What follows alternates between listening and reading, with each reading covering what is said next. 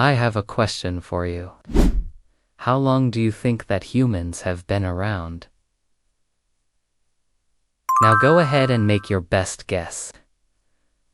Okay, so most people will say like 2,000 years. Maybe 5,000 if they're really trying to impress me with their knowledge of ancient history. But in reality, humans have been around for far longer than we ever thought. And some people from thousands of years ago would probably look way more modern than people today. You heard that right? Hi, it's Global, and this is my channel. And today we are going to be talking about 3 ancient people who would not look out of place today. First up, we have to talk about the girl who was born with a tail. If you've been following along for a while now, then you know that we've talked about the girl with the tail before. But since this is a new topic, let me bring you up to speed. In 2013, scientists discovered an ancient skeleton at a site called Huampos in Peru. This person lived during the time of the Nazca people, which was between 200 BC and 800 AD. What made this individual unique? Bony appendage protruding from her lower back. It looked like a tail. At first, researchers were unsure what to make of this discovery. They tried to come up with reasonable explanations for how something like this could happen. So they ran a number of tests and did a bunch of research. Today, scientists believe that this woman likely had a very rare genetic condition.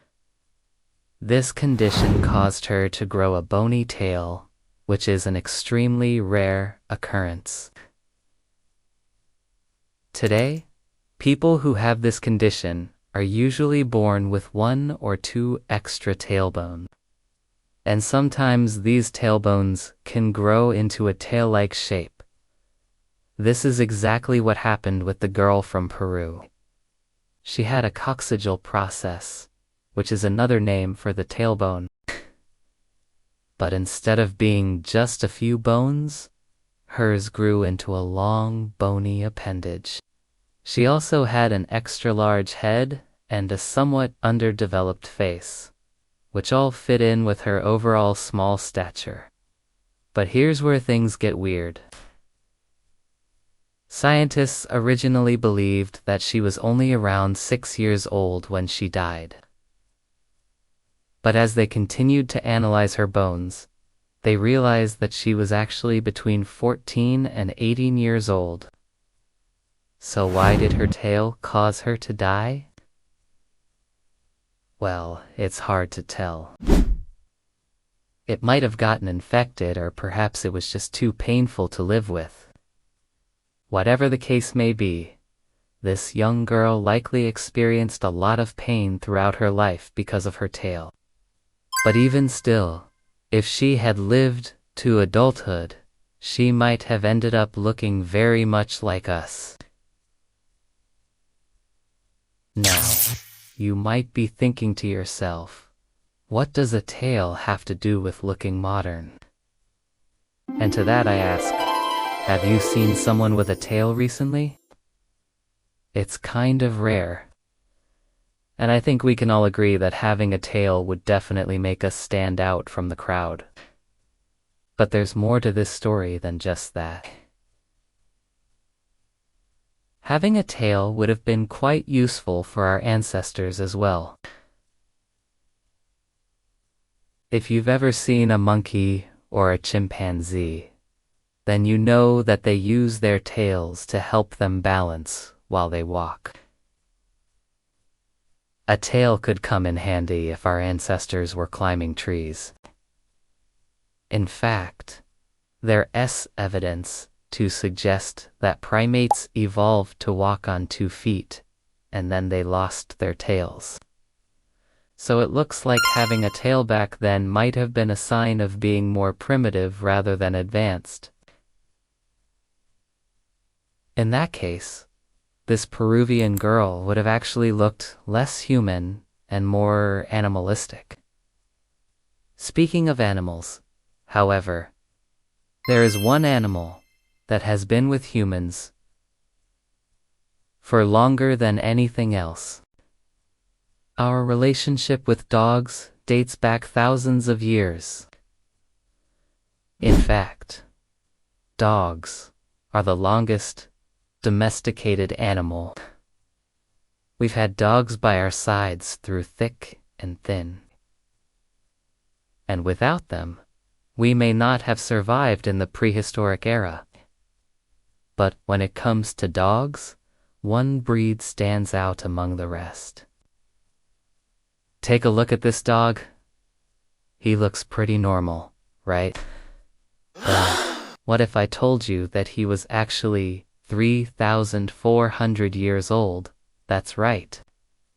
This little guy is a preserved mummy from ancient Egypt. When archaeologists found him, he was in a good state of preservation. His fur was intact, and so were his whiskers and ears. He even had a collar around his neck, which was inscribed with the hieroglyphics that read, "Good is the life of the sea." The dog was buried with his owner, a man named Tut Hedi, who was a judge during the Old Kingdom period. These two were likely very close since they chose to be buried together. But what makes this dog particularly interesting is that he looks a lot like dogs today. In fact, he looks very similar to a basset hound. Over the years, we've bred domestic dogs to become larger, smaller, fluffier, or hairier. But this dog seems to look like one of the breeds we created thousands of years ago.